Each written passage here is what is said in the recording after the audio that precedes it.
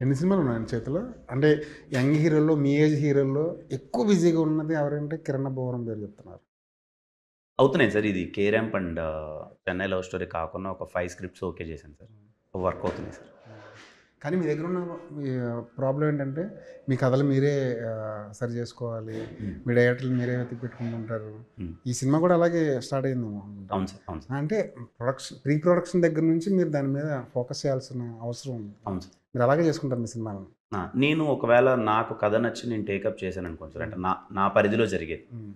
ఇప్పుడు 'కాలా' చేసుకున్నాను.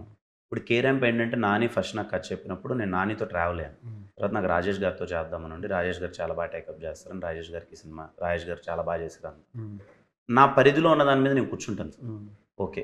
ఇలా చేస్తే బావుంటదేమో, అలా చేస్తే బావుంటదేమో అని కొన్ని చోట్ల మనకు ఉంటది కదా సార్. హ్మ్. స్కోప్ ఆఫ్ డెవలప్‌మెంట్ గాని, మనం చెప్తే వింటారని గాని లేకపోతే ఉంటది కదా! అక్కడ నేను కూర్చుంటాను. హ్మ్. రైటింగ్‌లో నాకెందుకో మీ ముద్ర బలంగా కనిపిస్తున్నట్టుంది. ఎందుకంటే మీ టింజు ఏదైతే హ్మ్. ఎస్ఆర్ కళ్యాణ మండపంలో చూసామో, ఆ! ఆ టింజ్ మొత్తం ఇంకొక హ్మ్. అప్‌గ్రేడ్ వెర్షన్‌లో కనిపిస్తుంది నాకెందుకో 'కే ర్యాంప్'. హ్మ్. రైటింగ్ పరంగా కూడా మీ హ్యాండ్ ఉందా ఈ సినిమాలో? అంటే ఇద్దరం డిస్కస్ చేసేవాళ్ళం సార్.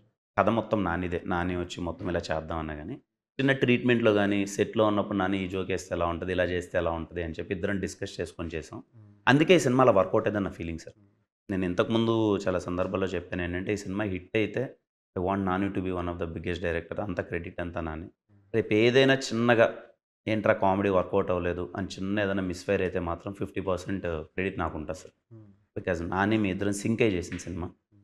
మీరన్నది ఇదే. ఇప్పుడు 'ఎస్ఆర్ కళ్యాణమండపం' ఒక వైబ్ ఉంటది. ఒక థింగ్ ఉంటది. హ్మ్. నాని కూడా లేదన్నా అలా చేయాలి. అలా మళ్ళీ అంత ఎనర్జిటిక్ సబ్జెక్టు. హ్మ్. సో, చిన్న చిన్నగా అక్కడక్కడ నాని ఏంటంటే ఈ మీమర్స్ నుంచి వచ్చినోడు సార్. అవును. నాని ఏంటంటే అన్న మన ఎక్స్‌ప్రెషన్స్ మీద చిన్న చిన్న కంప్లెయింట్లున్నాయి. ఆల్రెడీ నువ్వు ఎస్ఆర్‌లో చేసేసావు అవన్నీ. కానీ మధ్యలో 2 సినిమాల్లో ఏదో మిస్ అవ్వడం వల్ల, వర్కౌట్ అవ్వని సినిమాల వల్ల మన ఎక్స్‌ప్రెషన్స్ గురించి కూడా మాట్లాడుతున్నారు. ఇంకోసారి మాట్లాడకూడదన్నా.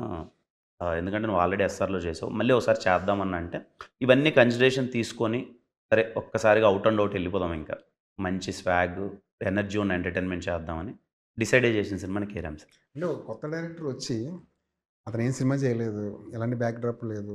వచ్చి మీలో నెగెటివ్ క్వాలిటీస్‌ని చెప్పినా కూడా మీరు హ్మ్. దాన్ని అంత పాజిటివ్‌గా ఎలా తీసుకోగలిగారు? నాకది చెప్తేనే ఇష్టం సార్. హ్మ్. నన్నెవరైనా పొగిడి దగ్గరొచ్చి కూర్చొని హ్మ్. అది జే నువ్వు అంత అదేం అవసరం లేదు సార్. మనకది నా ఎదుగుదలకి అది పనికిరాదని నా ఫీలింగ్ సార్. హ్మ్. నా దగ్గరికి ఎవరన్నా వచ్చి ఇది సరిలేదు గదా! ఇది బాలేదు గదా! అనంటే అది నా ఎదుగుదలకు పనికొస్తది. హ్మ్. నేను రైట్ వే. హ్మ్. రైట్ వే చెప్పేవాళ్ళు కొంతమందుంటారు. కావాల్సిందే ఎక్కిరిచ్చేవాళ్ళు కొంతమందుంటారు గానీ, హ్మ్. ఈ రైట్ వే చెప్పినప్పుడు నేనెప్పుడు మనం హీరో ఎదుటోళ్ళు ఎందుకు చెప్పాలనే జోన్ ఎప్పుడూ ఉండదు sir. I will be very ఎవరైనా చిన్న ఎవ్వరు చెప్పినా I will be very happy.